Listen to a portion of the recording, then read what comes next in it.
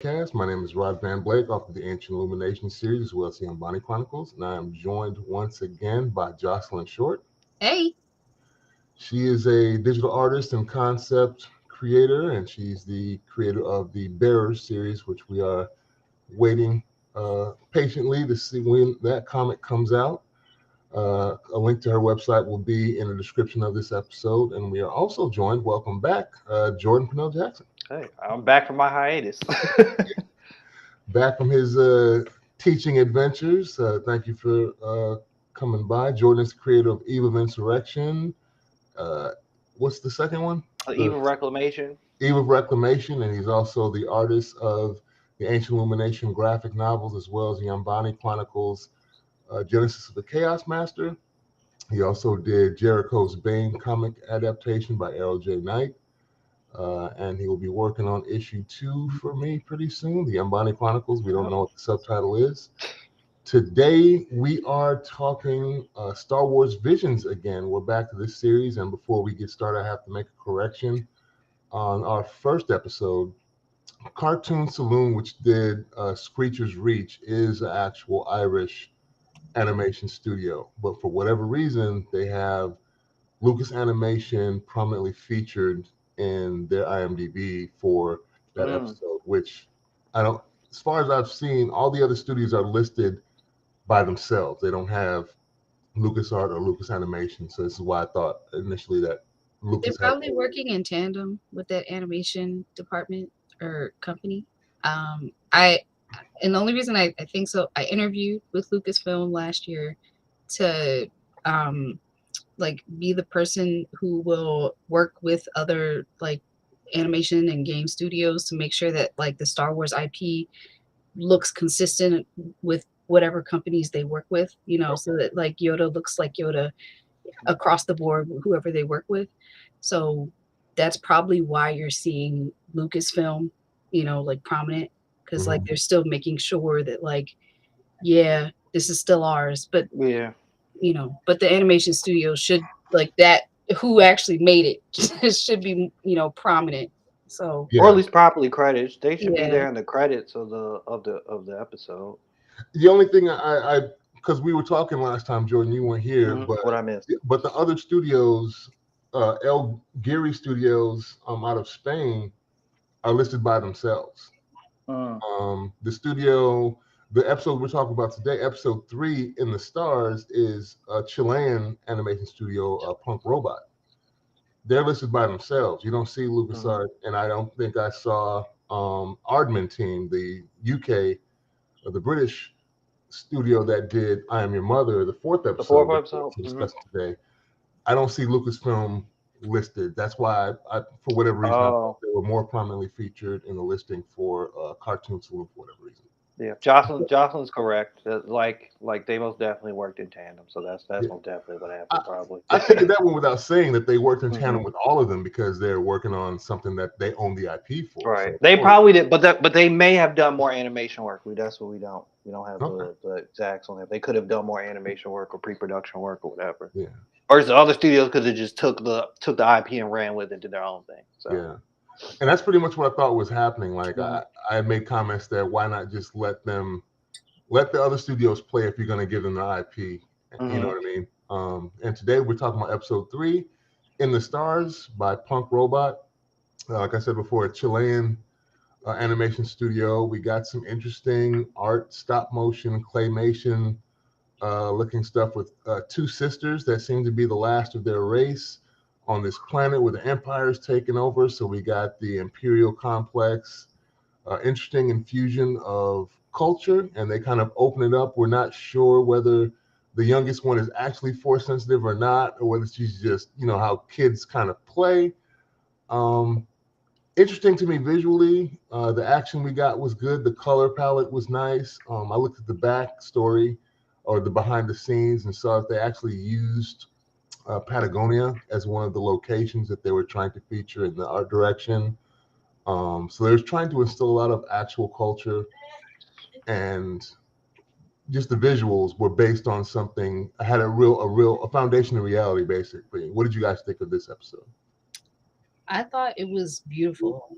First of all, like visually, It reminded me a lot of Kubo. That Mhm. hmm I was curious if it was the same. If Leica did it. That's the studio who did Yeah. Kubo. Uh, but it reminded me a lot. I like the way that they were designed. Like I don't know, like if like who they were was like a specific kind of race in Star Wars, but I liked the way that they looked, like the design of those characters. Um, the story was, I was curious if like the child, like the little girl, if she actually had the force, or like you said, if she was force sensitive or not. Mhm. I wasn't sure. But I guess it was more so that the big sister had the actual force. It, Mm. I don't know. Like if Yeah, you she, don't. It's interesting. You don't really know. I think it's possible that both of them were force sensitive, but just I think the older sister maybe refrained at first because we get the beautiful kind of story of what happened and how their mother was kind of an activist that was going to fight against the empire and went up there and whoop butt all by herself. And And they show her using the full, like using, and that kind of like retelling. They show her kind of using some type of force sensitive ability. So I was like, oh, cool. I have a yeah, question. uh, So, is there a difference between like actually having the force and being force sensitive? Like, I thought it was where if someone is force sensitive, they can tell when people around them have the force without them knowing, you know, like, no, but they can't actually use the force. Is there a difference? there may be a difference in degree of your sensitivity, whether you may be force sensitive, and like you said, you can tell when others are force sensitive or where something is connected loosely to the force around you. And then there'll be a degree to which someone can actually manipulate and use the force. And now that it's been kind of scienced up most recently, it would be that's why the midichlorian The count is important. The higher your midichlorians. midichlorian count, Ugh. the more force sensitive you would be, the more powerful and able to use the force you would be. So it could be that the youngest sister is the least force sensitive, and maybe the older sister is more force sensitive, and maybe both of them are not as powerful as their mother was. But it may be that they're late bloomers too, and that as they grow older, it could manifest itself more and more in the future. We don't know, but I think it was supposed to be like the last two of them left of their Yeah. people. Like Have we seen their their kind of race of people in Star Wars War? Because I feel like I've watched a lot of stuff and I didn't recognize them. no, I So think I this was was like, oh, a creation of Punk Robot and their director Gabriel Osorio. I think that's all they're doing. But I mean, I okay. could be wrong because there's so There's so much much, right? media and lore within Star Wars. There could realistically be dozens of other races that, even with all the extensive reading I've done, that I would have no idea where they came from. Okay. But so overall, like similar to you, Jocelyn, I thought this was very similar to Leica. I was like, I recognized the style. I was like, oh, it's very familiar. So visually, it was great. So there was no complaint there. That was awesome. Um, I actually more so really enjoyed like the backstory of like this reference to just colonialism and Mhm. imperialism and like, oh, we have the empire taking people's resources and water, and we can kind of parallel that to like just corporations and how they've kind of gone into different countries and taken their resources. So I thought that was pretty cool. um I thought like there was a lot of like intensity and emotion going throughout the episode as they got closer to when they got to that factory where they were collecting the water, collecting all the water, and that was a cool scene with like action scenes and some nice emotions and like had me on the edge of my seat for a second. I wanted to know how the little sister beat her to the facility. I When I she was could Yeah, thinking shoot about first, that because it felt like I don't know if I just had stopped paying attention for a second, but it felt like she just showed up. she did, Okay, as kids do, I, as kids do in stories. that's They just show up at true. It just places. showed up. Yeah. like the older sister scouting the place out with her binoculars, and little sister's already getting hemmed up before. She's like, oh, oh. They already got her. I was like, Jesus. So that's that Tachina. Like they got her. I was like, oh goodness. Younger siblings. I really would like to know how she got over. Like, big sis came over in a boat. was evaded all of the spotlights in the water and stuff like. Tina was in she the has boat an the whole oar. time. All She was all hitting she in the has was boat. an oar. She had She the just, one oar, and she said, and watched her sister like drift off in the distance on the water. And the she next fast thing you traveled. know, she's bypassed. She had the shortcut. Like, why didn't you take that way the first time? She fast traveled. That's what she did. Mm-hmm, That's mm-hmm. what she did. Yeah, yeah. She was determined though, boy. She wasn't like you finna stay here as usual, like as you usually do. As always, you're gonna stay here, and I'm gonna go get the water we need to survive, and then I'm gonna come back. And she's like, I gotta beat them. And it's like, how are you gonna beat anybody? You can't. But the leg sweep was hilarious though. When she swept the sister's leg and knocked her down at first, like she was caught off guard. That was the look on her face was hilarious. This was almost like I say claymation because the next episode was more of a claymation thing, but this almost looked like, I don't know what you said, like paper mache. How they This was molded. stop motion. I mean, both episodes were stop motion, just different styles. Like the next episode was more Wallace and Gromit. Waiting for you to say it, Jocelyn. Yeah. Waiting for you to say it. I was like, yes. Yeah, Wallace and Gromit, Chicken Run, that kind of style. Whereas the first one was like Box Trolls, Kubo, Paranorman, like that. Just more of you could harken it back to Nightmare Before Christmas. That's yeah. all that type of stop motion animation. Yeah. One has more edges and the other one is just more rounded. Yeah, blobby. And looks more like almost the second one almost had like a Gumby quality to it. Like I said, styling of Wallace and Gromit. Because I thought of the sheep from I was like, this looks like the same. Sure enough, it was the same studio that does those shows that did this. Cool. I mean, did the second one. But yeah, it was the way everything was presented, the backstory, the storytelling was interesting, and then the action was interesting once they got to it, because you knew the little sister was going to get in trouble, and then they were going to have to fight their way out of it. What do you guys think about the action of the story? I thought it was interesting. I thought it would have been. I of course you kind of knew that like the little sister wasn't gonna die, but I wasn't hoping for it. But I was like, this would be crazy if they let that happen. Like they're not gonna do it. They weren't gonna do it. They weren't gonna do it. I knew they weren't gonna do it, but I was like, it'd be nice. I was like, dang, wow, really make me cry. Like, yeah, I was like, oh. Like even the stormtroopers are kind of killed off camera. Like they get knocked off the ledge. I mean, unless we don't see them get up, but they might have survived. I mean, because that's true. We don't see them resurface. Yeah, we don't see them. But wait, we do. Wait. No, we see them at the end. They embrace and everything. So they did make it.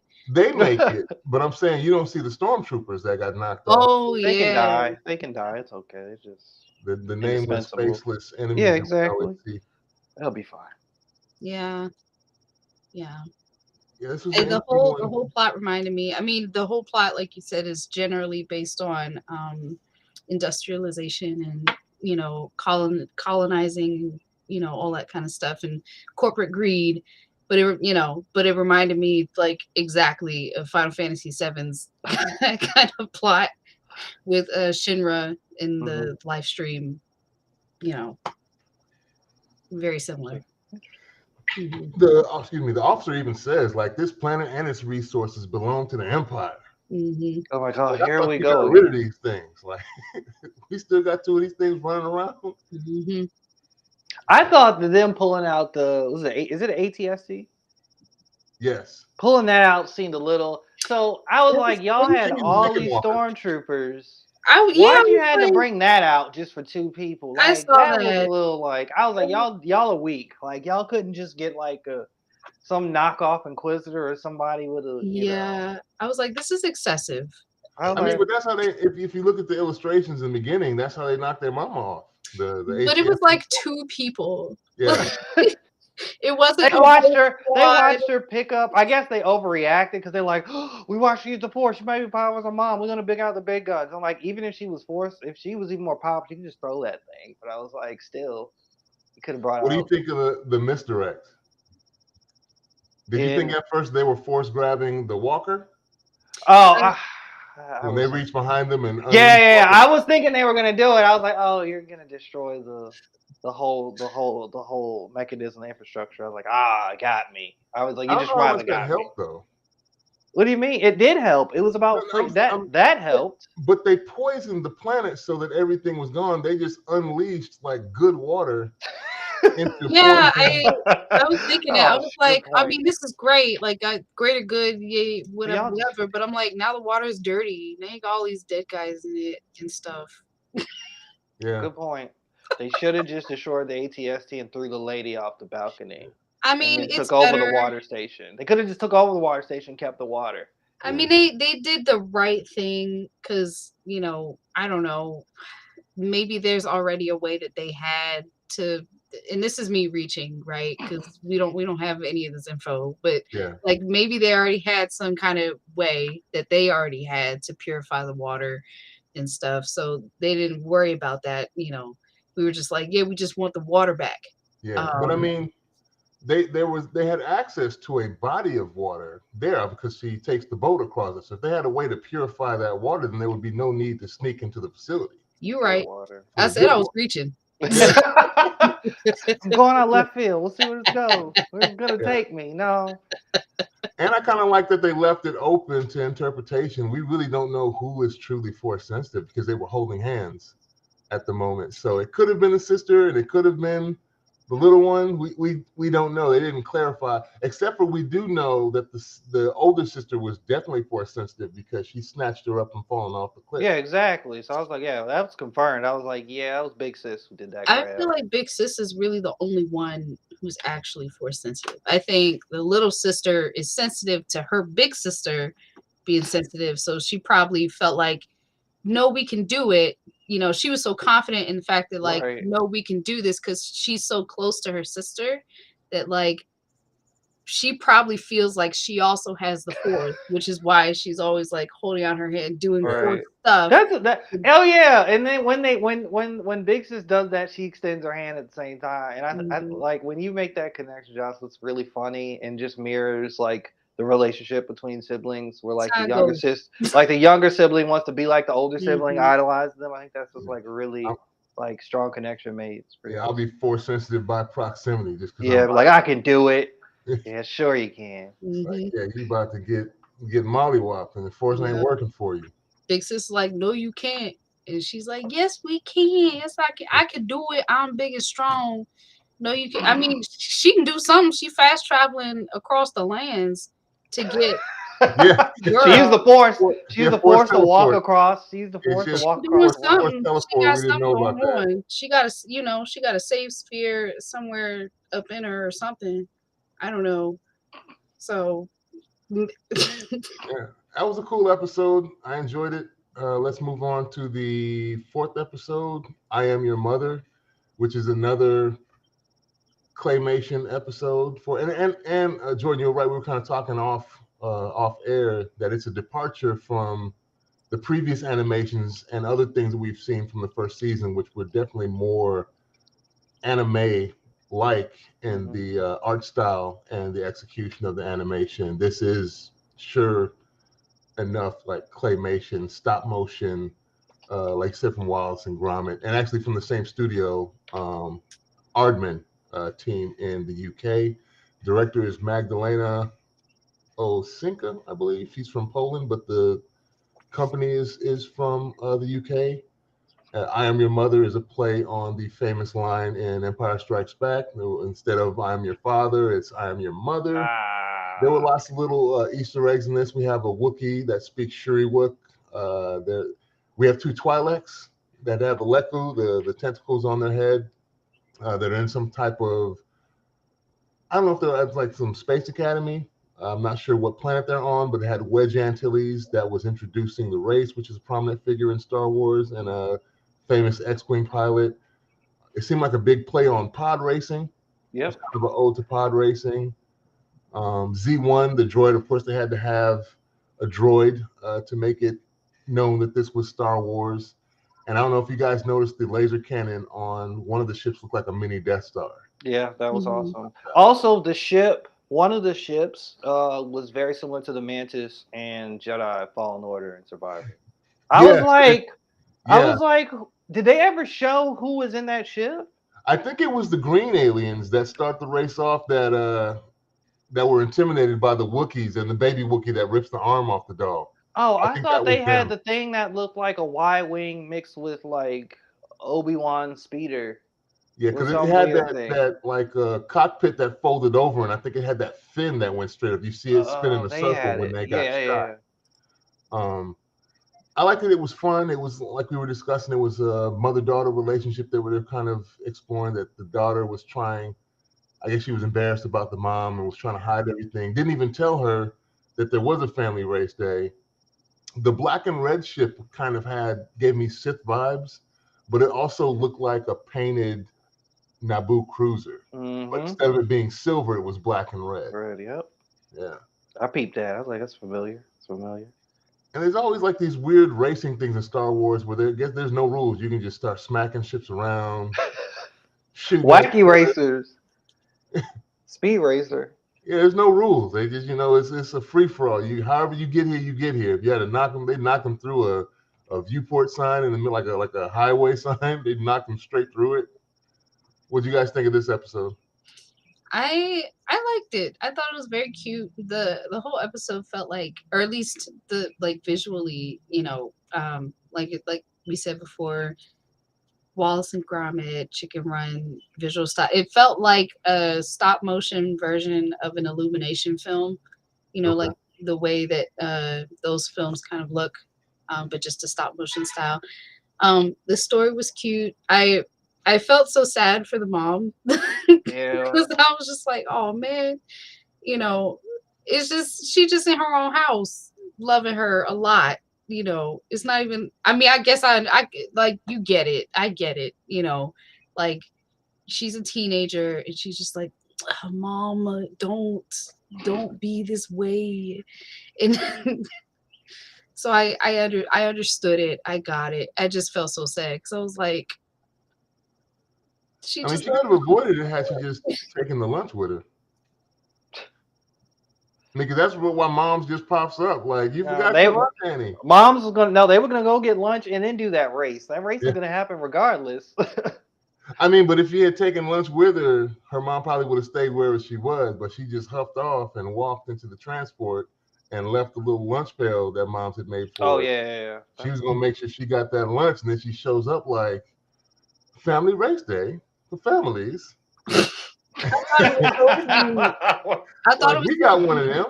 That she just showed up on the track. Like she didn't even look around to get context. Like I feel like you could even just look and see like in context, like, oh, there's a race happening. There's a starting line, there's an audience.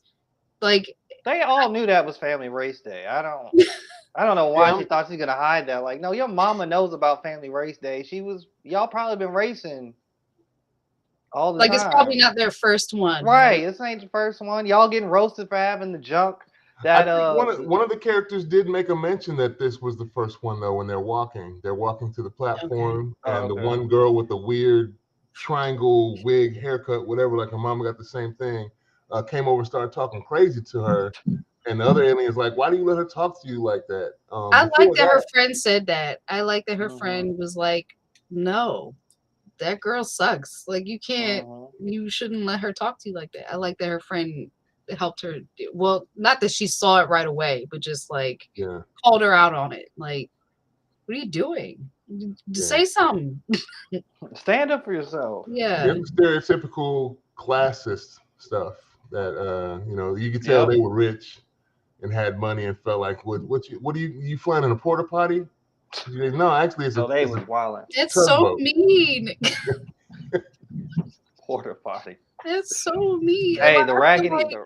I feel like that's mean to say in any context. Like if we were in this world and your junk beat up, to be like, yo, you racing in a porta potty? Like, get out of here. We're gonna fight. Like, square up. You can't call anything I got a porta potty. I just feel like this. The disrespect. Yeah, it's so crazy.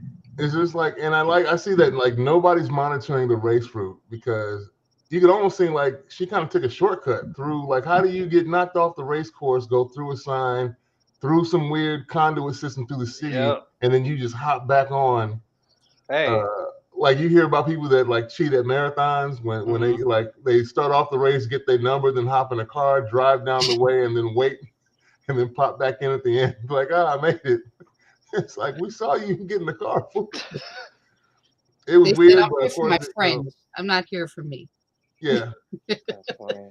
It was interesting, like when they go through that conduit area, where they go through like the wires and cables, and they're like going down this tunnel, and the mom has to get out the car, they have to get out the ship to get Fix Z1, something. because Yeah. Z1's also, Z1 was outside the ship the whole time. Like when she pulls up, Z1's kind of like hanging on the outside That's crazy. before the race even starts. I Right. like notice that detail. I'm like, what the? And then Z1 reminded me of Slink. Was it Sleep dog. Slink Dog from Toy Story Yeah. mixed with Yeah. R2D2? I'm like, what is this? And He was a weird family dog droid hybrid thing. yeah, Even made the flaps, because when I watched the behind the scenes, they were talking about making the flaps on R2D2 where he hides Luke Skywalker's lightsaber in that compartment. They just made 2 of those and made that like his little dog ears at the top of his, because he basically acted like a dog. a The whole dog. It time. was. So I was like, that's funky. I'm like, that's funny. That's cool. And then Yeah, how they just I don't know if I'd episode. watch like a longer version of this, but it was an interesting departure. The first one more so than the second one, but I did enjoy them both. It gave us a little bit of variety, which I think is fun within this series, and why I like the first scene of Star Wars Visions, mainly because it's so different from the other mediums we get. I think Andrea and I were discussing it last time we talked about this. Like, I didn't want to see just more Star Wars Rebels or the Clone Wars. Like, we needed something to be visually stimulating in different ways than what we were already presented with, to carry on the legacy of Star Wars and basically see different studios take. And like, what would you do if we dumped this in your lap and you were able to run with it? What would you do? And that's what we're getting to see, which I liked. I agree. Agreed. Jocelyn Jinx. Agreed. Agreed. I agree. Nothing else to add to that. Yeah. Of these 2, which one did you prefer? Probably the second one, just because it was more fun. The first one visually. The second one story wise, I liked a little better. I don't. I think, like, or at least Fair. not even story wise, tonally. I'll say that. Okay. I personally don't have a. For me, it's I don't. They're both the same. Like they like, no, I don't prefer one over the other because they do very different things. And it's like I wasn't like completely like I wasn't like, oh, this is amazing. Like I wasn't like super excited. But when I got down to like when you look at the kind of themes and what they're exploring, and the execution and animation, I feel like everything's like on this nice kind of even note of like I really enjoyed that. Like that was fun. Like the Wacky Racer, I Am Your Mother, that episode made me laugh. Like that was enjoyable. I laughed when there was a moment when they flip, like when they get to the finish line, and like they of course do the Ryloth spin move, and then make it, and then I guess the antagonist, they end up like flipping out and then stopping right before the finish line. Like that was such a like OG animation move. I was like, hey, that was cool. I was really hoping like at that moment when they had stopped just short, and they fell, I was hoping that like all the other racers would like zoom past. Just zoom by, yeah. Oh, that would have been even better. Yeah. So like that episode, like the I Am Your Mother had some good aspects, and then of course with the previous episode, is it Into the Stars? Yes, In the Stars. In the Stars. Yeah. That I like the themes and the visual style of that and the action. So like they all were great in itself. Yeah. I think I probably vibe with In the Stars a little more, mainly because it had more my style of action within the confines of the story. Visually, I liked it slightly better, but more so for the action. But I like the storytelling in it. The connection between, I guess, their lost ancestors, which it was kind of the connection between them and the stars. And I guess when the clouds, I guess because of all the pollution, the clouds were kind of overcast. And once they destroyed the facility, the overcast went away, and then they could see the stars again. If you notice the little palm on the special painting started lighting up again, because when they first described the story and then she goes to it, it goes, all that goes dark. All the little glowy paint, whatever they had, that stuff was all dark, and it symbolized, I guess, their reconnection with the force and the reconnection with their lost loved ones who were presumably within the stars now watching over them. Yeah, I will say for the first one, as far as the action is concerned, I wish I could have seen more of like the big sister action with like her staff. I thought her staff looked really cool, and I wanted to see her just do more stuff with Understandable. it. I was like, dang, when she threw it, when she was trying to go after her little sister, I was kind of, I knew that the action stuff was done at that point, but I was sad because I was like, dang, we didn't get enough. More. Send some more people, be like Sifu in the arenas. You gotta more people spawn in for you to beat Oh, up. that's funny. Keep going, keep fighting, keep fighting. It was timed. It was a timed quick time event. Did y'all peep out the Mandalorian mask on Mom's? Yep. The second episode, I Am Your Mother, when she was like welding or something. Mm-hmm. I'm still catching up on all the Star Wars. Jocelyn, come on, Jocelyn. I know it's coming. Yeah, no, I'm talking about within the episode. They actually have the mom in a Mandalorian mask as she's working on something in the house and in the ship. Like there are lots of little hints and Easter eggs and nuggets they throw at you within, in addition to the title of the show throughout the episode, which is really cool for people that are fans of Star Wars to kind of pick out and recognize and become the Leonardo DiCaprio meme when they're pointing at the screen because they recognize. Whoa! Drop cigarette. Whoa! Yeah, these were cool. Not sure what we're going to talk about next week. May come back to Visions, or if the crew is together and everybody's watched Guardians, we can tackle Guardians before it becomes old news. But thank you guys for taking time out of your day to discuss these things with us. Thank you, two or three lurkers that are catching the live right now. Thank you for taking time out of your day to listen to us chop it up about Star Wars Visions. Check out the description of the episode on Spotify for podcasters. There'll be links to all of our websites so you can support us. And toughwraps.com for you health conscious nerds out there that want to work out, get your wrist wraps and knee wraps and all those things. Jack's Writer is the 10% off code if you want to get your workout on. And I guess we will see you all next week. Peace. See ya.